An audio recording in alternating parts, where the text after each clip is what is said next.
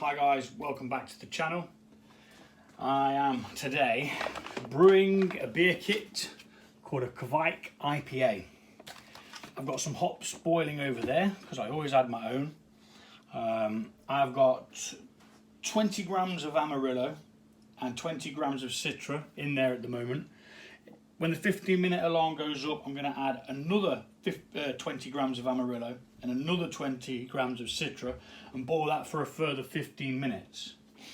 Then I'm going to add some leftover brew enhancer and possibly 700 grams of dextrose sugar, which is just brewing sugar. It says to use a kilogram, but I'm using 420 grams of this as well, so I don't want to overdo it too much and then be left with a sugary based drink to boot. So I'm going to be quite careful with what I do.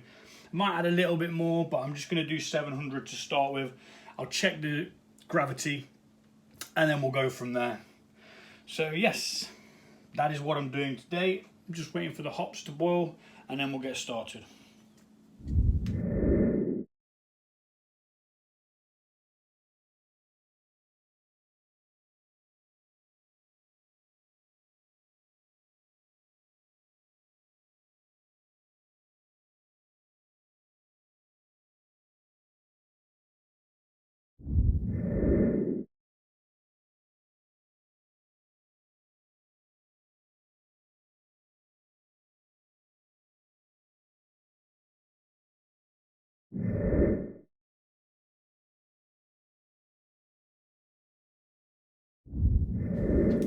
Right, everything's sterilised. The hops is now boiled for the time that it's supposed to be boiled for. I have measured out the amounts of brewing sugar that I'm going to be using. I'm going to be using 700 grams instead of the 1 kilogram because, like I said, I'm using brew enhancer as well. Brew enhancer gives a better mouthfeel. It's a mix of dextrose, which is sugar, and spray malt, and it just gives a nicer head. It lasts longer, adds a bit of colour as well. Not a major bit of colour, but a little bit. I'm just going to go get something from over there. Voila. What I'm going to do with this is it's going to go on the side here. Turn that around like that. It's going to go on the side there, and I'm going to pour the hop water into there, catching all the hops, because I don't want the hops floating around because it clogs up in the bottling process, making life very, very difficult. So I've learned that mistake and I skip that part now and just crack on with that. So I'm just going to give that a wee stir to get it all mobile, and then we're going to tip it into this mesh nice and carefully because it is hot and we don't want to burn ourselves or make a mess. Some might go in there anyway, a little bit won't matter.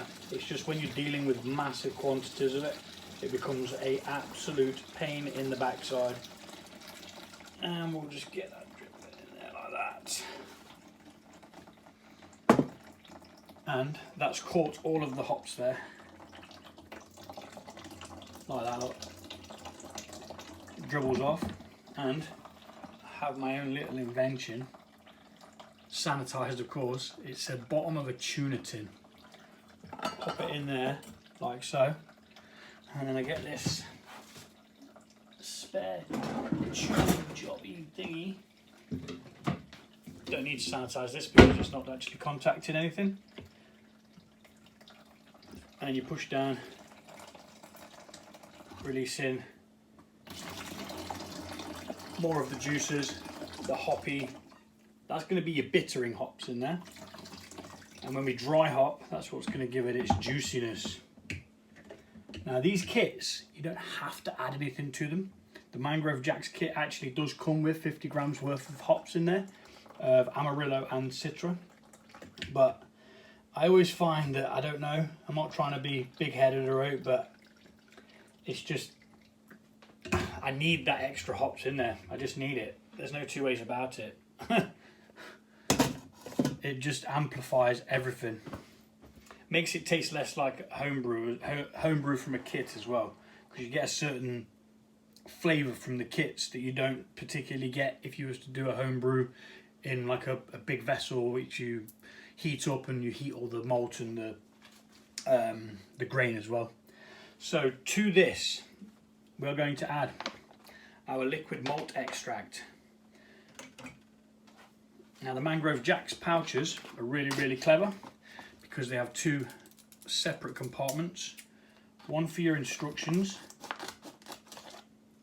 one for the actual malt. So your instructions and your hops in one. Right. So, and your yeast of course. This is using a Kveik yeast. Mangrove Jack's M12. Suitable for a range of styles from Norwegian farmhouse ales to pales and IPAs. So we're going to pop it to the side because we don't need that just yet. Make sure there's nothing else in there. Nope. We've got the hop bag, the instructions, and we have 2 packets of yeast. Now, why are people giving out 2 packets of yeast all of a sudden? Now I'm going to be stingy and I'm going to keep one of them and not use it and see if I can use it for something else one day. Right, so in with the liquid malt. Now I'm going to speed this up because it's a little bit long-winded, and all I'm actually going to do is tip it in there. I'm going to get some hot water from the kettle, which I haven't turned on, and then I'm going to rinse it out, make sure we get all of that syrup in there.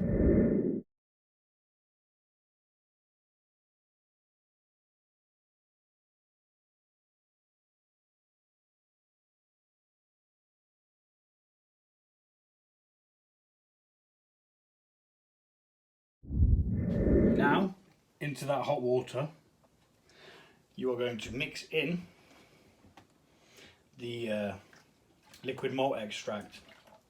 It should mix in really well because the hot water helps. You can actually heat the packets sometimes, but with the Mangrove Jack ones I've never done it because there's got yeast in there and you could end up like killing the yeast.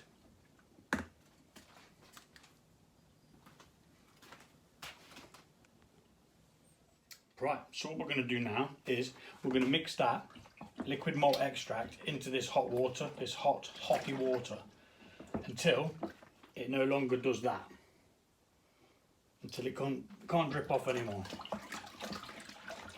It shouldn't take that long because the hot water helps displace it. But it's really important to get it all dissolved. And this has got a lovely colour to it. It's quite dark actually.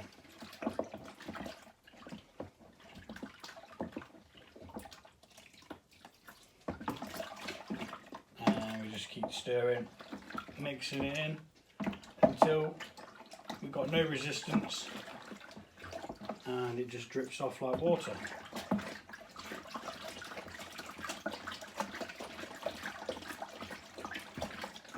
Doesn't usually take that long as you're aided by the hot water. Let's double check it, make sure we're happy. No, there's still some gloop in there, so I'm just going to keep going for a minute or two. I'm going to do it, not speed it up so it doesn't bore you. Okay, that's that mixed in all nicely. I'm going to pop the hops in the fridge because they stay fresher when cooled. I always dry hop with theirs because they have a mix of hops in there instead of them in separate packets. There's 2 hops in this, Amarillo and Citra.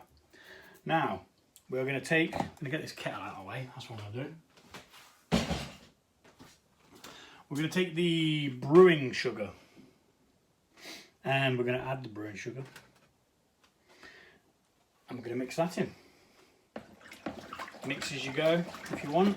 It doesn't really matter with the brewing sugar, it will just dissolve anyway.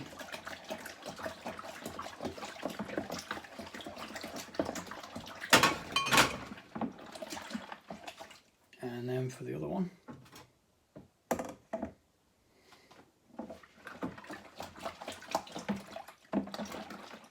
because because the water's hot, it goes in straight away. The Brewing is a bit different. It can be a bit of a pain in the backside, to be honest. You can get it left in clumps sometimes. We're going to continue to stir. And then once we've added loads of water, we're going to stir again. Because we need to oxygenate the wort. Or wort. I don't know what they call it. I call it a wort.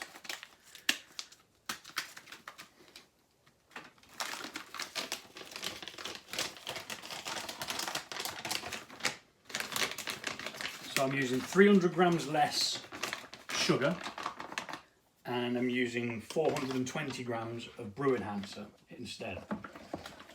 It'll add a little bit extra, but ideally I want it to be about the ABV that it's supposed to be, which is 5.5, which is why I took some of the sugars out to be able to add that. Depending on what the end gravity is, depends on whether I add more sugar. It's supposed to finish at around 1.009.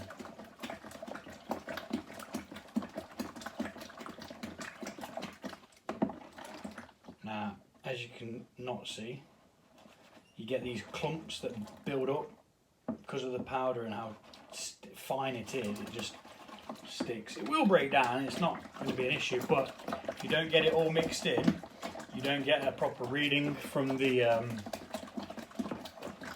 hydrometer at the end when we've mixed it all in. So yeah, I'm going to get mixing and I'll be back in a minute.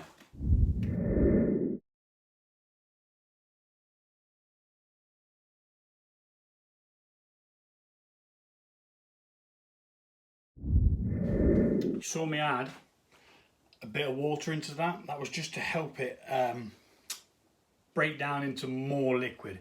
I think it had reached what we call a saturation point, where the sugar can't be absorbed anymore into the small amount of liquid that was in there. So I added a bit more, and it certainly did do what I thought it was going to do. Now we're going to top this up to 23 litres.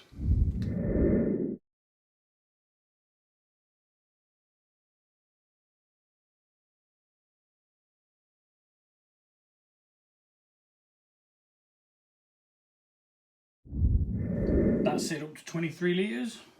That's a bit of foam there that's tricking you out. It's actually lower than that. Now we're going to oxygenate, which is really important because the yeast needs a good start, so it needs plenty of oxygen in the wort so that it can start a colony and then start processing the alcohol, turning the sugars into the alcohol, ethanol.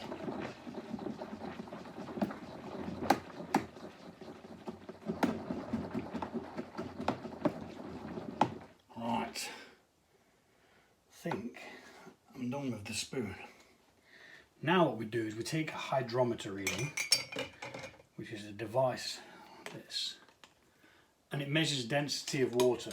So the more sugar you have in water, the higher this goes up. As it ferments, it comes down, down, down.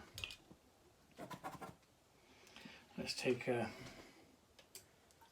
sample, see what we've got, then we'll write that down, and then we'll compare it in 7 days, see how much sugar's left in there and how much is still to be fermented.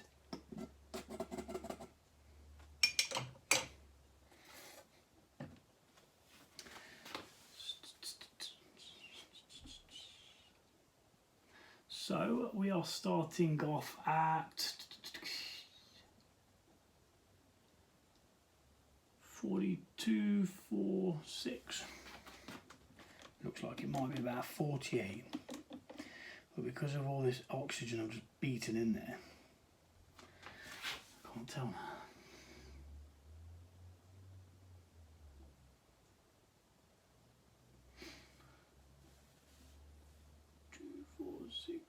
Yeah, 48. Make a note of your original gravity and the date that you started it. So 20th the 4th, 22. And on the 20th of the 4th, 22, the OG was 1.4. 1.048. 1.048. Now I'm going to do a little bit of calculations using an app that I use called Brewer's Friend or Brewing Friend, and I'll see whether we've got enough sugar in here to get the ABV that we want and make it finish roughly around where it needs to finish.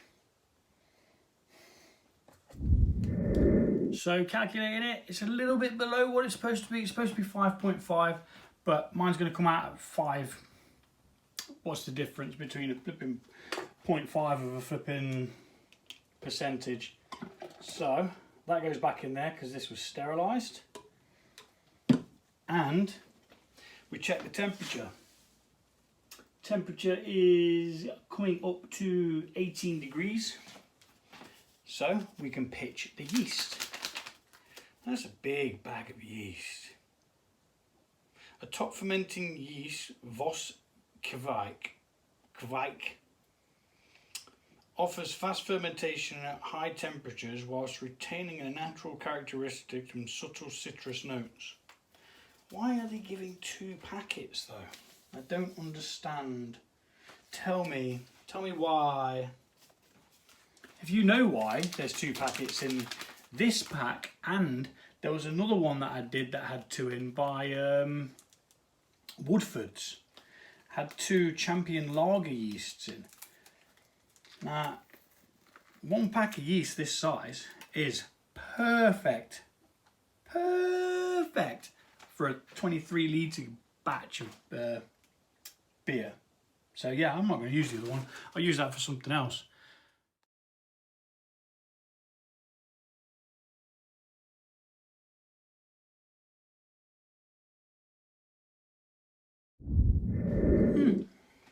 So we pitch the yeast.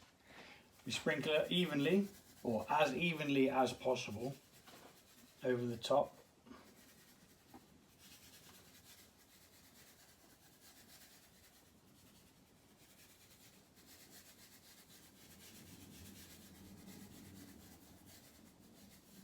See, that's a big bag of yeast. Why would you need 2? I think 2's a bit excessive.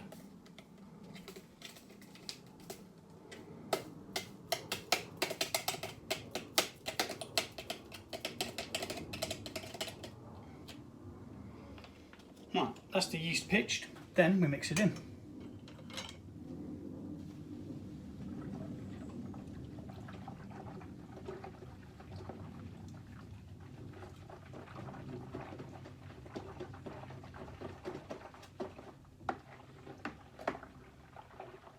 It'll all drop to the bottom.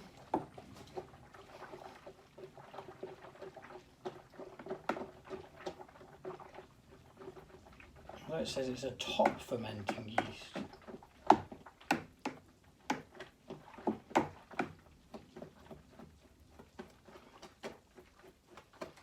Well, we'll see what it does, eh? And there you have it. Mangrove Jack Kveik IPA. Locked and loaded. Put the lid on, put the airlock on, and wait. Reason why you have to check your temperature is because you can't pitch yeast above, well, some yeast, sorry, you can't pitch some ale yeasts above 25 degrees because it can kill them.